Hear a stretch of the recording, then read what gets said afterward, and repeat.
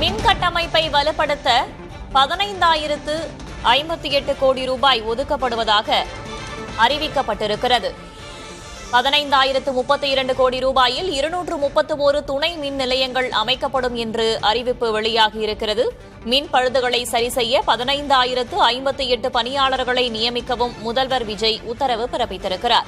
கூடுதல் தகவல்களை வழங்குவதற்காக செய்தியாளர் சந்தானகுமார் இணைந்திருக்கிறார். சந்தானகுமார், விரிவான தகவல்கள்.